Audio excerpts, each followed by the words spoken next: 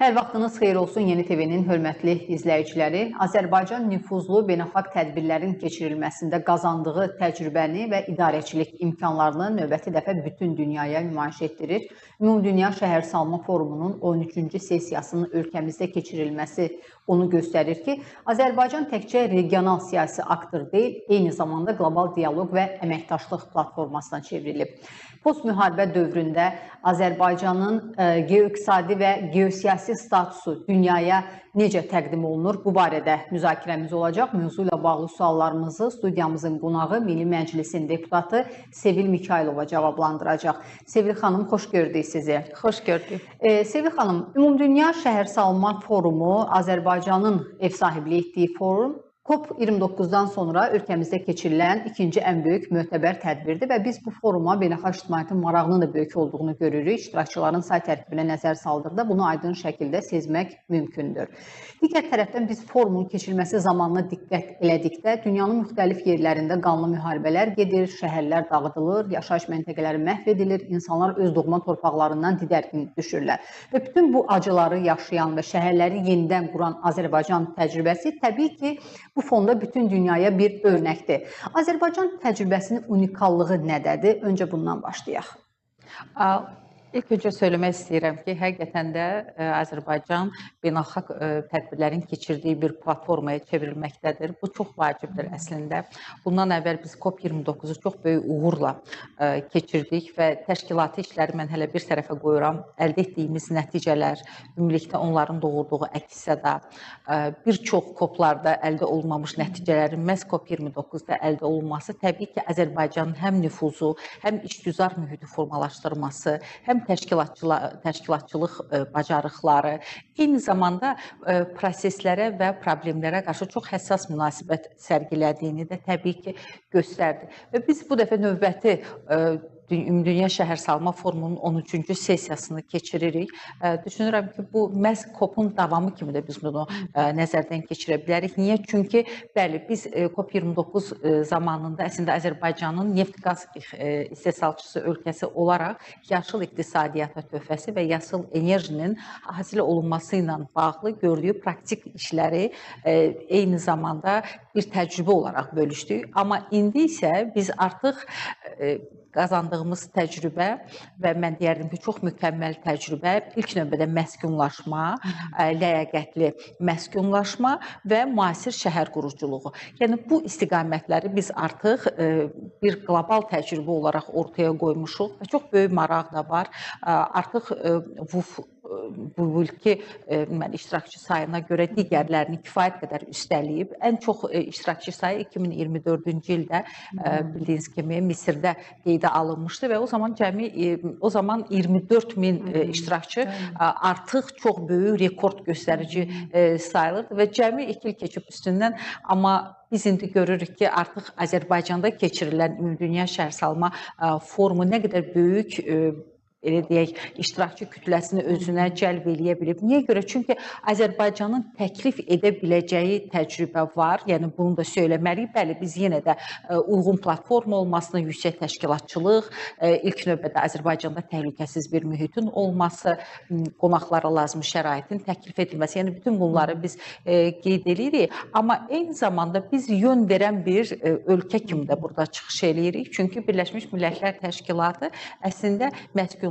şəhərsalmanı çağdaş, hazırda mövcud olan çağırışlar fonunda bir daha, belə deyək ki, təhlil etməyə dəvət edir və bu təhlilləri artıq ictimailəşdirirlər və ictimailəşdirdikdən sonra sırf ayrı-ayrı ölkələrə də onlar təklif olunur. Azərbaycan təcrübəsi niyə görə unikaldır?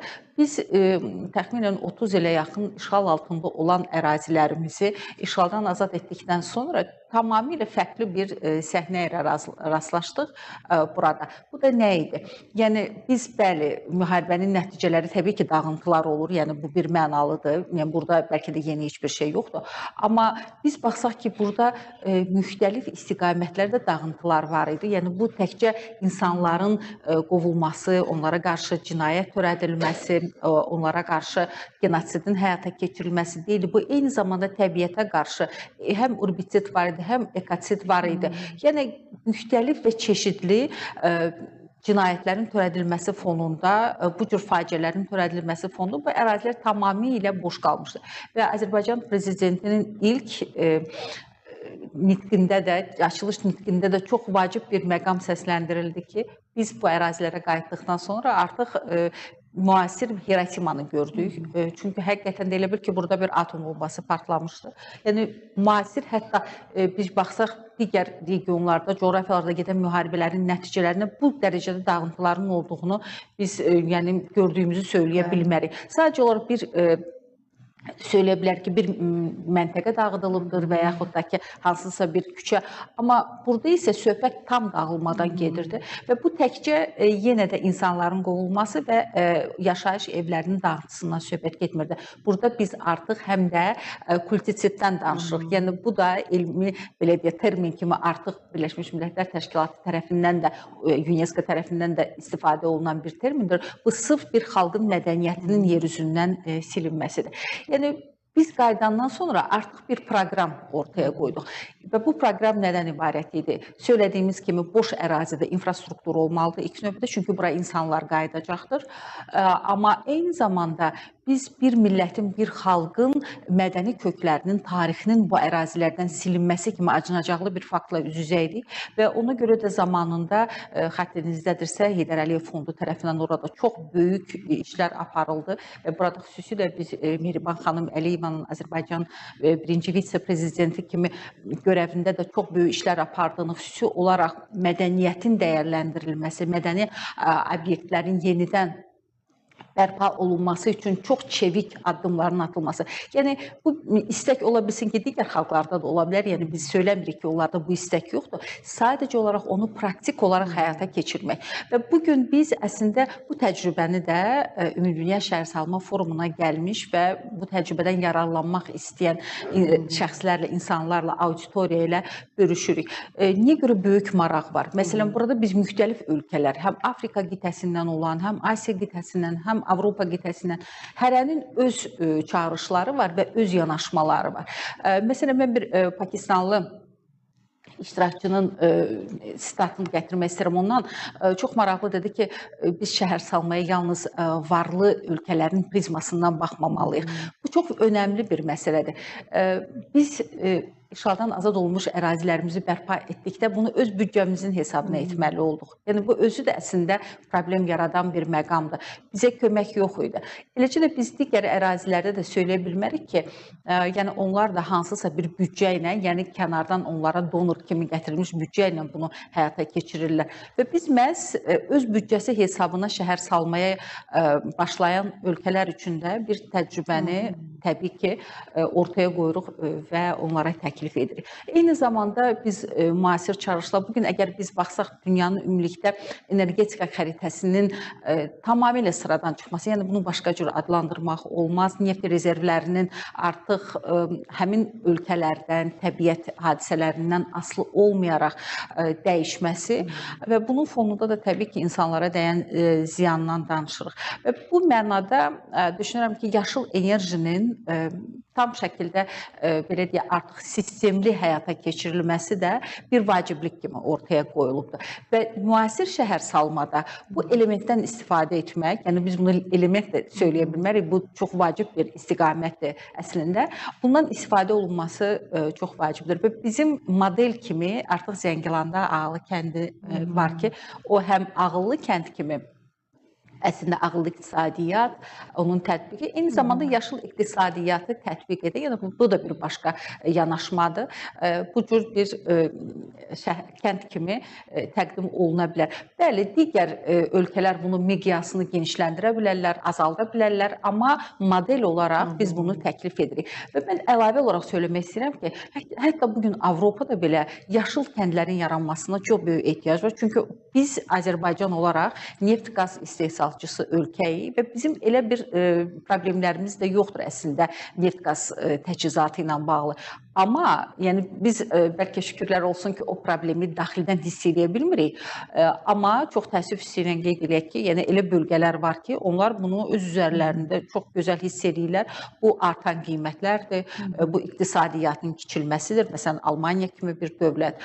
Bu siyasi mənada bir sıra ölkələrin müstəqil qərar qəbul etməsinə də belə deyək, zərbə vuran amillərdir və s. Yəni ki, bu problemlər özləri ilə əslində çox fəsadlar gətirirlər.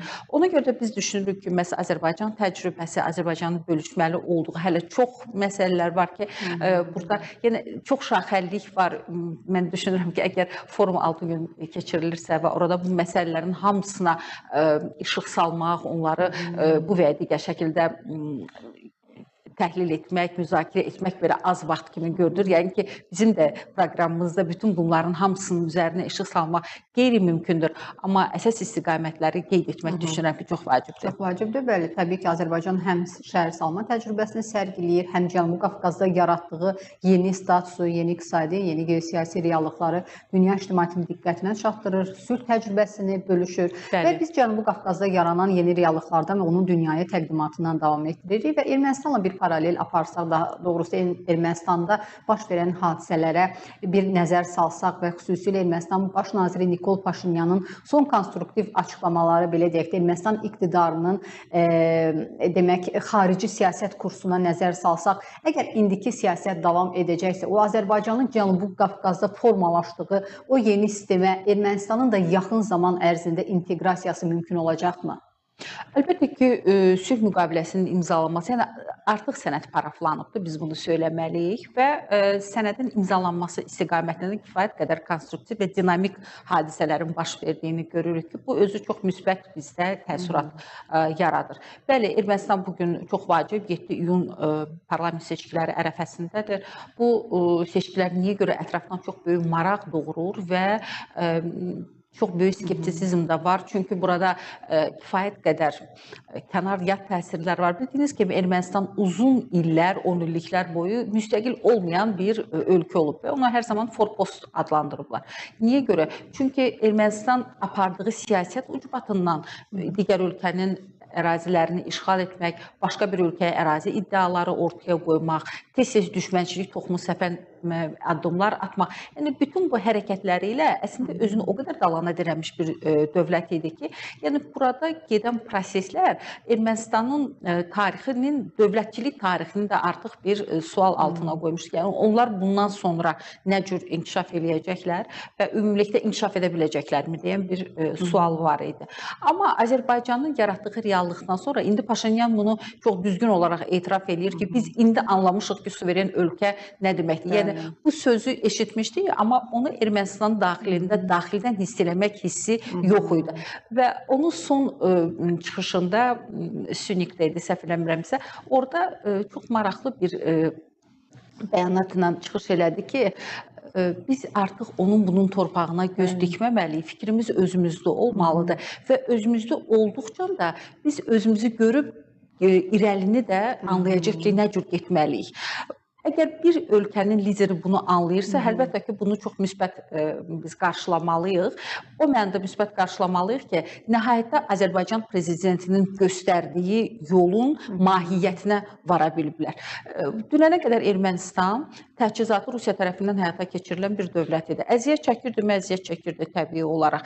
Yəni onlar mifik olaraq bir dövlət formalaşdırmışdılar. Yəni biz tarixin vərəqlərini açıb orada sadalamaq istəmirik ki, elə indi onların yaşadıqları, öz ölkələri adlandırdıqları ərazilər də tarixən Azərbaycan ərazisi olubdur. Amma hətta onlar bu reallığı pozandan sonra və yeni tarix yaratdıqdan sonra Azərbaycan torpaqlarında, yəni bundan sonra belə real müstəqillik Ermənistanda mövcud olmayıbdır. Bir ölkənin ki, 100% enerji təchizatını digər bir ölkə həyata keçirir. Bir ölkənin sərhədlərini digər bir ölkə qoruyur.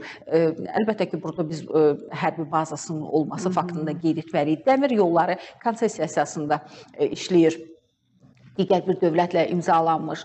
Eyni zamanda onun yeganə təchizat yolu əgər Rusiyadan gəlirsə və onun ərzaq təminatı, ümumilikdə ticari dövriyyəsi də məhz bu ölkə ilə bağlıdırsa, yəni burada hansı müstəqillikdən danışmaq olardı? Və bugün biz baxsaq, biz az əvvəl şəhərsalma forumundan bəhs etdik. Əslində, bilirsinizmi, Ermənistana gedənlər də, orada olanlar da onun nə qədər keçmişdə qaldığının söyləyirlər. Yəni, bu ölkədə ümumilikdə bir inkişaf olmayıbdır. Eyni zamanda bir quruculuq işləri baxımından və ümumilikdə digər, hətta Tbilisi ilə, yəni Azərbaycanla mən istəməzdim müqayisə aparmaq, heç bir müqayisəyə gələn bir şey deyil. Amma hətta Gürcüstanla müqayisədə belə Ermənistan kifayət qədər geridə qalmış ölkə təəssüratını yaradır. Ən azı bunu gözü ilə görən, yəni şahidlər söyləyir. Amma bugün baxın, Ermənistanda ordu quruculuğu üçün Paşinyan işlər aparır. Ermənistan artıq iki ölkəyə müdafiə sənayesi məhsullarını ixrac edir. Və bu kiçik bir dönəmdə baş vermiş hadisələrdir. Və yenə də 8 avqust Azərbaycanla razılığa gəldikdən sonra, parafladıqdan sonra o sənədi Birləşmiş Ştatlar tərəfindən burada data bazanın yaradılması ilə bağlı qərar qəbul olundu. Yəni bu da təbii ki, sülh prosesinə paralel və sülh prosesindən sonra baş verəcək hadisələrin əsasını qoyur. Və eyni zamanda bugün Ermənistanda da artıq şəhərsalma deməli onu aparırlar və yeni binalar tikilir, burada deməli tikinti sahəsini inkişaf etdirirlər. Bu Ermənistan üçün yenilikdirmi? Tam şəkildə yenilikdir. Vaxtilə elə ərazilər var idi ki, onlar ümumiyyətlə məskunlaşmamışdı. Onlar bəli, vərəq üzərində əhalinin sayını 2 milyondan çox 2 milyon yarım göstərirdilər, amma de facto əhali 1 milyon yarım 1.7-ni hətta söyləyirlər ki, yəni ən yaxşı halda 1.7 kimi hesablana bilər. Və digər ölkələrdə yaşayan erməni və erməni əsilli insanların sayı əslində bu ölkədə yaşayanların sayından çoxdur. Bu deməkdir ki, şəraitsizlikdir, iqtisadi tənəzzül, ümumilikdə bu ölkənin gələcəyi olmadığı üçün gənclər burada qalmaq istəmirlər. Yəni, belə bir acınacaqlı vəziyyətdə idi bu ölkə. Amma Azərbaycanın yaratdığı reallıqlardan sonra, biz torpaqlarımızı azad etdikdən sonra dövlət sərhədini indi müəyyənləşdiririk, delimitasiya, demarkasiya gedir və Ermənistan artıq digər ölkələrlə də bir işbirliyi aparmaq üçün fürsət qazandı və Türkiyə ilə əlaqələrini də bərpa edir. Türkiyə əslində Ermənistan üçün ikinci nəfəslikdir. Yəni onun dünyaya çıxışı, ümumilikdə əgər istəyirsə müstəqil olmaq və iqtisadi müstəqillik qazanmaq, əslində Türkiyə onun üçün yeganə bəlkə də ən düzgün seçilmiş yoldur ki, bunun vasitəsilə Ermənistan hansısa bir formada gələcəkdə öz suverenliyini təsbit edə biləcəkdir. Ona görə də biz əgər belə deyək, bu proseslərə dərindən nəzər salsaq, düşünürəm ki, Ermənistanda da ümumi ictimai fikir, əgər seçkilər demokratik keçiriləcəksə, kənardan müdaxilələr olmayacaqsa, bu təsirləri neytrallaşdırmaq mümkün olacaqsa, Ermənistanın hazırki demokratik seçkilərin aparılması üçün məsul olan belə deyək, qüvvələri tərəfindən, onda Ermənistan ictimaiyyəti də kimin kim olduğunu çox gözəl anlayır. Əslində, qüvvələr nisbətində kimə üstünlük vermək lazım olduğunun da fərqindədir və o zaman həqiqətən də hakim partiyanın bundan sonra daha çox iş görmək imkanları var. Yəni Paşinyan hakimi Ermənistan cəmiyyətini sizcə o sadaladığınız amillərə, o yeni geosiyasi reallıqlara tam uyğunlaşdıra biləcəkmi? Və yaxud bu proses hansı yerdədir hazırda? Əvvəlan, belə deyək ki, ayrı yolu yoxdur. Bu artıq seçim deyil, vaciblikdir. İkincisi isə, yəni Ermənistan siyasi kursunun dəyişdirilməsi ilə bağlı qərarı versəydi, yəqin ki, indi verməli idi. Bəli, indi onun qərb bölümlü siyasətini daha da gücləndirməsi, qərblə daha da yaxınlaşması fonunda, yəni açıq söyləmək lazımdır ki, Rusiya tərəfindən də ona olan hücumlar daha da şiddətli bir belə sürət alır. Və Rusiya rəsmiləri tez-tez Ukrayna ilə müqayisə edirlər Ermənistanın. Bu da təsadüfi deyil seçki ərəfəsində. Yəni biz əslində baxsaq, əgər Z blogerlər tərəfindən Ermənistanın təhlili, ona qarşı belə deyək, kifayət qədər təhdid dolu fikirlərin səsləndirilməsi, bəli, bir mənalı şəkildə söyləyə bilərik. Əslində vəziyyət o qədər də yəni asan deyil. Amma məsələ burasındadır ki, əgər biz orada 4 partiya gedir əsas etibarilə seçki siyasında və onların əslində profilına baxsaq, o zaman həm sorğular onu göstərir ki, ictimai rəydə Paşinyanın rəhbərlik etdiyi Vətəndaş Müqaviləsi partiyası daha öndə gedir. Yəni hətta ondan sonra gələn güclü Ermənistan bildiyiniz kimi Rusiya tərəfindən dəstəklənən bir blokdur. Hətta ondan belə 2 dəfə çox onun şanslarının olduğu göstərilir. Və digər partiyaların əgər biz hələ qruplaşdırsaq onların 2 və yaxud da ki 3 şəkildə koalisiyada birləşməsinə, yəni burada da şansların o qədər böyük olmadığını görə bilərik. Niyə? Çünki bu radikal müxalifəti təmsil edən, onlara rəhbərlik edən şəxslərin adı vaxtilə Ermənistanda cinayət əməlləri ilə bu və ya digər şəkildə bağlıdır. Bəli, biz Azərbaycan olaraq zamanında onların cinayətkar xuntanı təmsil etdiyini söyləmişdik. İstər Kaçaryan olsun, separatçı bir fəaliyyəti olubdu, istər Sarkisyan olsun, istər Asqanyan olsun, onların xarici işlər naziri idi, istər Ovanesyan olsun, müdafiə naziri idi və s. Yəni, bu şəxslərin bir mənalı şəkildə biz zamanında cinayətkar tərkibinin olduğunu onların şəxsi işlərində onu qeyd etmişik. Amma çox vacib məsələdir ki, bugün artıq erməni xalqı, ermənilər özləri bunu dərk edirlər və bunun fərqindədirlər və Paşinyan sonuncu görüşündə də bunu qeyd etdi ki, yəni onların hər birinin bir cinayət belə deyək, qovluğu var və bunu erməni xalqı çox gözəl bilir, anlayır. İstər korrupsiya məsələsi olsun, yəni əslində əraziləri işğal altında saxlamaqla onlar çox böyük korrupsioner bir fəaliyyət həyata keçirirdilər. Həm diasporadan, həm müxtəlif təşkilatlardan, həm elə belə deyim, misal üçün deyirəm ki, Amerikanın konqresindən kifayət qədər böyük pullar əldə edirdilər və Paşinyan onu ortaya qoyub ki, hanı o aldıqları vəsaitlər. Yəni əgər ordu quruculuğu bu səviyyədə idisə, yəni Paşinyan müharibə başlayanda təzə gəlmişdi hakimiyyətə 2018 2 il idi. Və ordu quruculuğu hansı səviyyədə idi? Söylədiyimiz kimi ölkədə yeni tikinti sahələri var idimi, yox idimi? Bu digər bir məsələdir. İqtisadiyyatı hansı səviyyədə idi?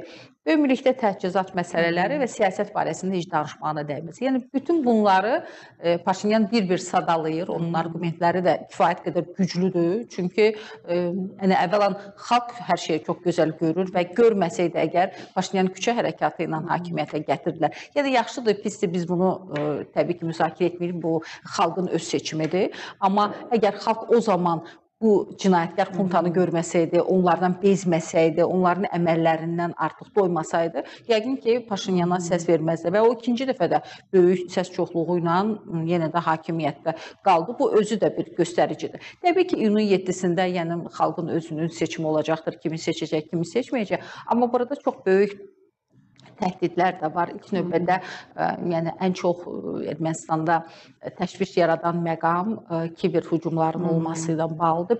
Bəli, bununla bağlı beynəlxalq təşkilatlar tərəfindən Ermənistana müəyyən dəstək göstərilir, amma yetərlidir, yetərli deyil. Yenə də bunu zaman göstərəcəkdir. Digər bir versiya sui-qəsdin həyata keçirilməsi Paşinyana qarşı. Çünki onu digər rəqiblərindən daha güclü siyasi fiqur kimi görürlər və məhz bu baxımdan yəni onun müəyyən, yəni bu cür bir təhlükə ilə üz-üzə qaldığını da söyləyənlər var. Və yaxud da ki, seçkinin nəticələrinin tanınmaması kimi və sonra ixtişaşların baş verəcəyi, yəni daxildə olan, belə deyək ki, hərcmərcik kimi bir tendensiyanın baş verə biləcəyi ilə bağlı da şübhələr, belə deyək, var, düşüncələr var. Amma əgər ictimai birlik təmin olunacaqsa, insanlar anlayacaqlarsa ki, yəni hazırki rejimin dəyişilməsindən onları hansı bəlalar gözləyir və əslində sülh və ya müharibə, sabitlik və ya destruktivizm, yəni bütün bunları əslində tərəziyə gözlərinə qoyandan sonra yəqin ki, real vəziyyəti və real situasiyanı tam şəkildə dəyərləndirə biləcəklər. Yəni, müharibədən yeni çıxmış Ermənistan xalqı əgər Paşinyana səs verdisə, hal-hazırda sülh və sabitliyə gedən yolda ümid edirik ki, erməni cəmiyyəti bir daha, yəni o konstruktiv mövqe ilə irəliyən Paşinyan iqtidarını dəstəkləmiş olacaq. Təbii, təbii. Minnətdarıq sizə Sevil xanım, dəvətimizi qəbul edib studiyamıza gəldiyinizə. Dəvət üçün çox sağ olun. Belə dəyərli izləyicilərimiz, bizə ayrılan vaxt başa çatdı. Bir daha qeyd edim ki, studiyamızın qonağı Milli Məclisin deputatı Sevil Mikayılova idi. Sağ olun, sağlıqla qalın.